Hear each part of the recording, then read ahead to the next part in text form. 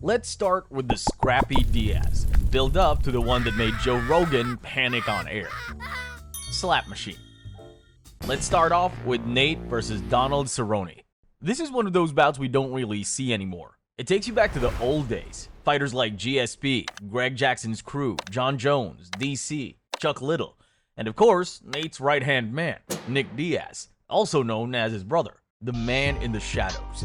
The brother who rolled, smoked, and fought right alongside him. Back then, even the face-offs were legendary. Just look at this. This was back in 2011. Let me bring you back to UFC 141. Nate Diaz versus Donald Cowboy Cerrone. Cowboy was a straight-up killer in those days. 17 wins, 13 finishes, and one of the most active fighters in the roster. A Muay Thai specialist with brutal kicks, sharp knees, and a finishing instinct that had folded plenty of opponents. Fans loved him for his wild style, and the fact he never turned down a fight. The UFC hyped him as the perfect man to finally put a stop to Nate's antics. Yeah, good luck with that. But I don't know about you guys, I've always been a Nate fan. Just look at how this one kicked off. Just 3 seconds before the fight even started, Nate begins slapping himself. Shadowboxing. That's one of the wildest Diaz trademarks. He almost needs to get hit a little before he starts pouring it back on. Round 1 is chaos. Nate rushes forward like a man possessed, even going for a takedown attempt early, which, let's be honest, aged like milk. But from that moment, his accuracy was insane. Nate doesn't fight like a clean technician. He's no Ilya Topuria with perfect mechanics. His style is messy, but effective. He peppers Cerrone with rapid punches, weird angles, and of course, the Stockton slap. Cerrone answered back with what he does best: vicious low kicks, sharp knees, and some clean high kicks. He landed a few of them beautifully, but Nate just ate them and kept moving forward, just like how he always does. By round 3, Nate's Stockton antics were on full display. He even gave Cerrone a little finger contact just to remind him whose cage it was. The crowd loved it. And while we didn't get a knockout that night, we did get a masterclass in volume striking. Nate landed 238 significant strikes, a record at the time.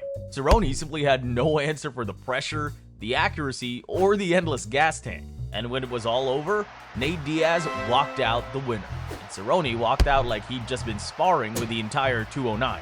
But that was just his hands. His real trap was still waiting. Guillotine from hell. Most fighters, when they stepped into the cage with Jim Miller back in 2012, had one rule drilled into their heads: don't end up on the ground with this guy. Miller was a submission machine, a jersey grinder. And at the time, he had never, I repeat, never been finished in his entire career. And that's exactly where Nate Diaz enters the story. Let me take you back to UFC on Fox 3. Nate Diaz versus Jim Miller. Miller came in with 21 wins, 12 submissions, and just 3 decision losses. He had never been finished. A relentless grappler with a black belt in jiu-jitsu, known for breaking opponents down with pressure and never giving them an inch. From the opening bell, Nate started smacking Miller with those slap-happy combinations, forcing him to clinch up out of desperation. That was mistake number 1, because Nate's jiu-jitsu has always been better than people give him credit for, especially back then, when opponents constantly underestimated him. And those are the moments when Nate delivers the biggest surprises. Round 2, Miller shoots in and gets wrapped up faster than Snoop Dogg rolling a fat one. Nate slides into guillotine, locks it tight, and Miller's legs start to buckle like the oxygen just got sucked out of the room. The man taps. History made. The first time Jim Miller had ever been finished. But as brutal as that guillotine was, it's nothing compared to Nate's most underrated weapon, his chin. Unshakable chin. By 2015, Nate Diaz was in a weird place in his career. He had already fought for titles, already beaten names like Donald Cerrone and Jim Miller, but he wasn't being treated like a star. The UFC had him tucked away on Fox cards, while Conor McGregor was exploding into superstardom. And if you know Nate, you know that didn't sit right with him. Let me take you back to UFC on Fox 17. Nate Diaz versus Michael Johnson. Johnson wasn't a nobody. He had 16 wins, kind of athleticism division. For the UFC, this was supposed to be a test. If Nate could get through Johnson, maybe he'd earn some shine again. Round 1, Nate comes out another level at this point. Crisp, accurate jab. Johnson landed some big shots too, but this is where Nate's chin came in. Talking, taunting. By the end of the fight, Johnson looked exhausted and confused. Nate looked like he'd just finished sparring in Stockton. The decision was clear. Diaz had outboxed and outclassed him. And that's when the real show started. Joe Rogan came into the cage for the post-fight interview and handed Mr. Nate the mic. Bad idea. Nate grabs it and unleashes one of the most legendary call-outs in UFC history. Yeah, Conor McGregor, you're taking everything I want. Rogan quickly realizes he's just given Diaz live TV freedom. Tries to pull the mic back, but it's too late. The statement was already made, and that moment changed everything. And if you're still here, hit subscribe. It hurts less than fighting Nate. In one night, Nate went from another Diaz brother to the man who called his shot against Conor Whiskey McGregor. And got it. But first, Jorge Masvidal. Bloodbath for the BMF. For me, this was a dream matchup. Two fighters cut from the same cloth. Tough, durable, and built for chaos. It felt like Nate and Masvidal were made for each other. Let me take you back to UFC 244, Madison Square Garden. Nate Diaz versus Jorge Masvidal. Masvidal came in with 34 wins, 15 knockouts, and the reputation of being one of the most street-hardened fighters in the game. He was fresh off his record-breaking 5-second flying knee KO of Ben Askren, and the hype around him was at an all-time high. I remember my brothers coming over to watch this one at my place, because hey, when it's a BMF title fight, you know something insane's going to happen. And sure enough, it did. In the very first seconds, Masvidal blasted Nate with a savage elbow and followed it up with a head kick. Nate hit the canvas, and my brother, who was rooting for Masvidal, went so crazy he threw his cold drink straight in my face. That's how wild it was. But me, I stayed calm, because I knew this is the moment Nate wakes up. The Stockton zombie doesn't start fighting until he gets hurt, and right on cue, he did. Nate started firing back with clean shots, and Masvidal smirked like nothing landed. But if you watch closely, you can see it. He felt those punches. Round 2, chaos again. Right hand over the top, and my brother lost his mind. This time, he nearly broke the TV. I had to kick him out of the house before he did more damage. Meanwhile, Masvidal followed up with a brutal body kick, and Nate went down once again. The fight kept going, bloody, violent, and exactly what fans wanted. But then in round 4, the unexpected happened. The doctor stepped in to check Nate's cut, and guess what? They stopped it. The crowd went silent. No BMF title for Nate Diaz. Just a river of blood and a storm of booze. Stockton shuts down the king. By 2016, Conor McGregor was untouchable. The Irish superstar had just destroyed Jose Aldo in 13 seconds. He was the new face of the UFC, and Dana White was already building him into a global brand. The man could say anything, fight anyone, and the world would tune in. But when his original opponent, Rafael Dos Anjos, pulled out injured, the UFC made a call that would change everything. Nate Diaz. Now here's the thing. Nate wasn't supposed to win. He was stepping in on short notice. No full camp, no perfect preparation. The UFC expected him to show up, give Conor some rounds, and then collect his paycheck. But if you know Stockton, you know that was never going to happen. Let me take you back to UFC 196.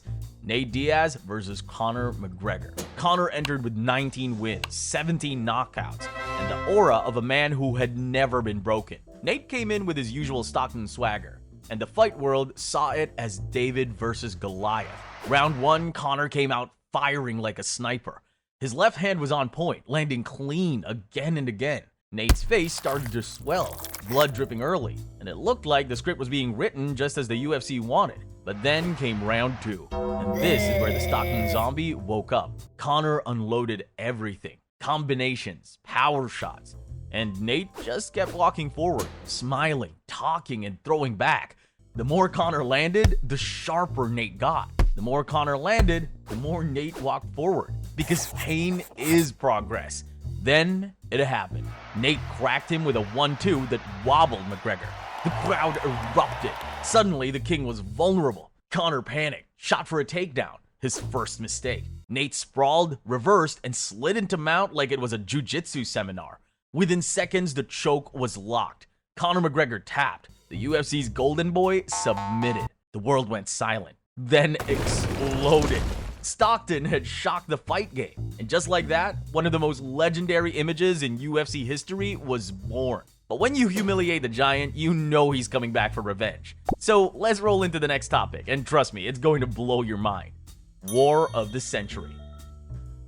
For us, this was it. The rematch everyone had been waiting for. Conor McGregor versus Nate Diaz 2. After what happened in their first fight, absolutely anything could happen here. My brothers came over to watch, and the tension was unreal. Let me take you back to UFC 202. Nate Diaz versus Conor McGregor, Part 2. Conor came in with 19 wins, 17 knockouts, and just 3 losses. The reigning featherweight champion, the UFC's golden boy, and a man who didn't need any further introduction. Round 1, Conor started aggressive, hunting for an opening right away. He found it fast, ripping a hard shot to the body, cracking Nate with a heavy overhand, chopping at the leg, and then slipping a punch and tagging him clean on the chin. The crowd went wild, but not as wild as my brother, who nearly tore the house apart cheering for McGregor. From there, Conor kept targeting Nate's right leg, smashing it with brutal kicks. You can see the swelling start almost immediately. It was smart, calculated, and painful to watch. Nate went Diaz mode. Problem was, Conor went sniper mode. He tried to pour on the pressure again, even threw in a Stockton slap, but Conor answered back with another clean punch right to the face. By this point, Nate was getting pieced up. Conor's precision was on another level, dominating exchanges and showing some of the sharpest striking of his career. But then came the shift. Nate dragged him into deep water. He pinned McGregor against the fence, and suddenly, the Irishman's gas tank started to fade. Conor looked tired, almost desperate, circling away as Nate poured it on. Seconds later, Conor was literally running from Nate, but there was no escape. The zombie was hunting him down. In the final seconds, Nate unleashed bombs, and it felt like a Ricky Balboa scene. Blood, chaos, and pure heart until the bell rang. Between rounds, Conor's corner resorted to premium ice packs just to keep him alive. Round 5, both men battered, bloodied, and refusing to quit. It was pure war.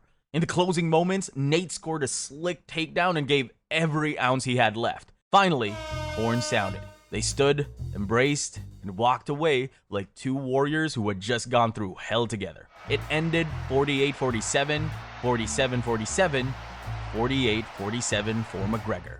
A paper-thin victory in what will forever be remembered as one of the UFC's greatest wars. Click here for the Anderson Silva Hall of Fame edition. It's a different level.